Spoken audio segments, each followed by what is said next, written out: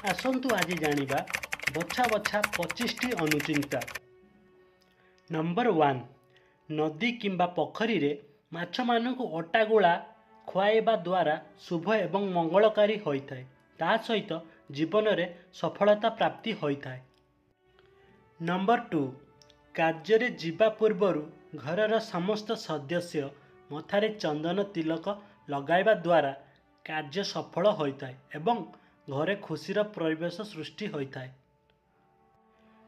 Number 3, ଯଦି ପରିବାରରେ ଦୁର୍ଭାଗ୍ୟ ଦେଖା ଦେଇଥାଏ ତେବେ କୌଣସି ପୁଷ୍ୟ ନକ୍ଷତ୍ରରେ ଗୋଟିଏ ବରଗଛ ପତ୍ରରେ ହଳଦୀରେ ସ୍ୱସ୍ତିକ ଚିହ୍ନ ବନାଇ ଠାକୁର ଘରେ ରଖିବା ଦ୍ୱାରା ପରିବାରରୁ ଦୁର୍ଭାଗ୍ୟ ଦୂରେଇ ହୋଇଥାଏ।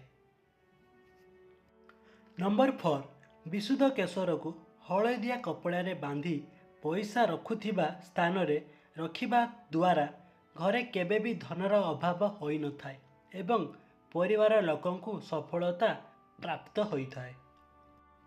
ନମ୍ବର 5, ପଇସା ପତ୍ର ସଂକ୍ରାନ୍ତ ସମସ୍ତ କାର୍ଯ୍ୟ ସୋମବାର କିମ୍ବା ବୁଧବାର ଦିନ କରିବା ଦ୍ୱାରା ଶୁଭ ଏବଂ ମଙ୍ଗଳକାରୀ ହୋଇଥାଏ।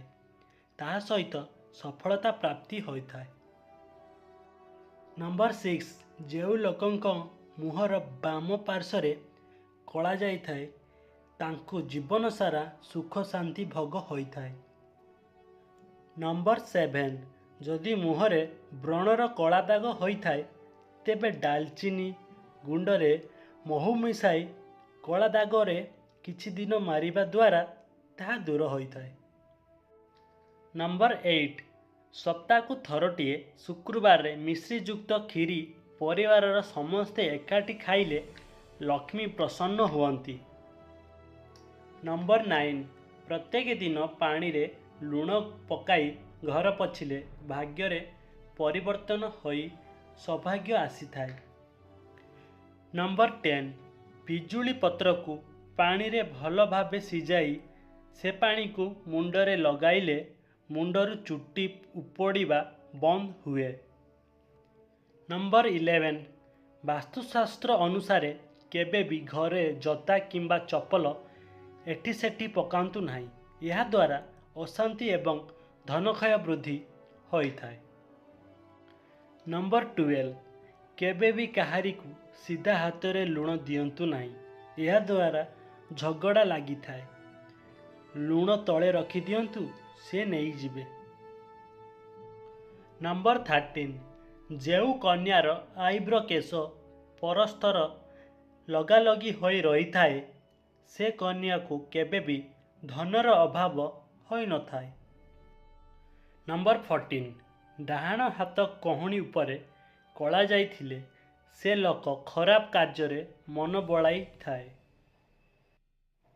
ନମ୍ବର 15, ଶୋଇଲା ବେଳେ କାଶ ଓ ଛିଙ୍କ ହେଲେ ମୁଣ୍ଡ ତଳେ ତକିଆ ଦେଇ ଶୋଇଲେ କିଛି ପରିମାଣରେ କମିଯାଇଥାଏ। ନମ୍ବର 16, ଯେଉଁ କନ୍ୟାର ହାତ ଓ ଗୋଡ଼ରେ ଅଧିକ କେଶ ରହିଥାଏ ସେ କନ୍ୟା କ୍ରୋଧୀ, କ୍ରୂର ଓ ଈର୍ଷାପରାୟଣୀ ହୋଇଥାଏ। ନମ୍ବର 17, ଦକ୍ଷିଣ ବକ୍ଷରେ କଳା ଯାଇଥିଲେ ସେ ମୂର୍ଖ ହୁଏ ଏବଂ ଅଧର୍ମରେ ମନ ବଳାଇଥାଏ। ନମ୍ବର 18, ଯେଉଁ କନ୍ୟାର କେଶ ଲମ୍ବା ଓ ଘନ ହୋଇଥାଏ ସେ କନ୍ୟା ସୌଭାଗ୍ୟବତୀ ହୋଇଥାଏ।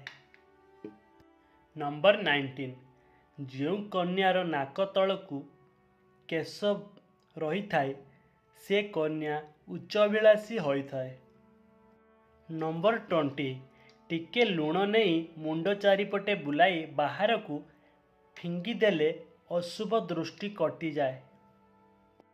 ନମ୍ବର 21, ଯେଉଁ ଲୋକଙ୍କ ମୁହଁର ଡାହାଣ ପାଖରେ କଳା ଯାଇଥାଏ ସେ ପର ଉପକାରୀ ଏବଂ ମାନ ଓ ସମ୍ମାନର ଅଧିକାରୀ ହୋଇଥାଏ। ନମ୍ବର 22, ଘର ପାଖରେ ଲେମ୍ବୁ ଗଛ ଲଗାଇଲେ ଏହା ଶୁଭ ହୋଇଥାଏ କାରଣ ଅଶୁଭ ଶକ୍ତି ଘରେ ପ୍ରବେଶ କରିପାରେ ନାହିଁ। ନମ୍ବର 23, ଯେଉଁ କନ୍ୟାର ଆଖି ପଲକରେ ଛୋଟ ଓ କଳା କେଶ ହୋଇଥାଏ ସେ କନ୍ୟା ସୌଭାଗ୍ୟଶାଳୀ ହୋଇଥାଏ।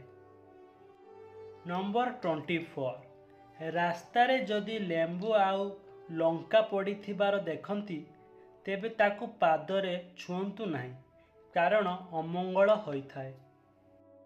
ନମ୍ବର 25, ଯେଉଁ ମହିଳାମାନଙ୍କର ମୁଣ୍ଡର କେଶ କୁଞ୍ଚକୁଞ୍ଚିଆ ରହିଥାଏ ସେମାନେ ଅତି ସୌଭାଗ୍ୟବତୀ ହୋଇଥାନ୍ତି।